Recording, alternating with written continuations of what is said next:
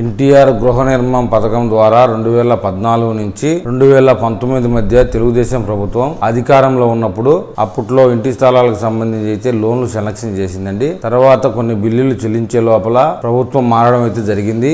తర్వాత వైసీపీ అధికారం లేక రావడం వల్ల ఆ బిల్లులు అయితే చెల్లించడం జరగలేదు, పెండింగ్ లో పడ్డాయని. ఆ అమౌంట్ మొత్తాన్ని ఇప్పుడు చెల్లిస్తామని చెప్పేసి ప్రభుత్వం అయితే చెప్తుందండి. 2014 నుంచి 2019 మధ్య క్లియర్ చేయవలసిన పెండింగ్ బిల్లు అయితే ఏవైతే ఉన్నాయో, ఏ అయితే రిలీజ్ చేయవలసిన పెండింగ్ బిల్లు అయితే ఉన్నాయో వాటికి సంబంధించిన లిస్ట్ అయితే కండక్ట్ చేయమని అధికారులకి చంద్రబాబు నాయుడు సూచించినట్టు తెలుస్తుంది. వాటికి సంబంధించి అమౌంట్ అనేది ఈ 2024లో కూటమి ప్రభుత్వం అయితే రిలీజ్ చేయడానికి సిద్ధంగా ఉన్నట్టు తెలుస్తుందండి. వాటితో పాటుగా వైసీపీ ప్రభుత్వం హయాంలో నవరత్నాలు, పేదలందరికీ ఇల్లు పథకంలో భాగంగా వాటికి సంబంధించిన ఇంటి స్థలాలు, ఆ ఇంటి స్థలాలకు సంబంధించి కూడా ఇంకా పెండింగ్ బిల్లులు అయితే రిలీజ్ చేయాల్సి ఉంది. ఆ పెండింగ్ బిల్లులు కూడా కలిపి రిలీజ్ చేస్తామని కూటమి ప్రభుత్వం అయితే చెప్తుంది. వైసీపీ హయాంలో ఇచ్చిన ఇంటి స్థలాలకు సంబంధించి జియో ట్యాగ్ అనేది కంప్లీట్ చేసి ఇప్పటి వరకు అయితే జియో ట్యాగింగ్ అయితే కంప్లీట్ చేయడం జరిగింది.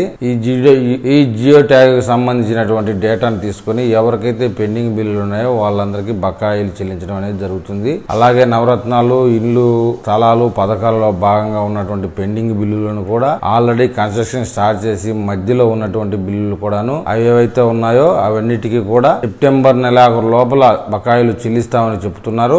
తర్వాత తెలుగుదేశం ప్రభుత్వం హయాంలో ఇల్లు లేని వారికి మరియు పట్టణ ప్రాంతాల్లో 2 సెంట్లు, పల్లెల్లో 3 సెంట్లు ఇచ్చి ఇంటి నిర్మాణానికి 4 లక్షల రూపాయలు ఆర్థిక సహాయం చేస్తామని కూడా మాట ఇచ్చారండి కూటమి ప్రభుత్వం.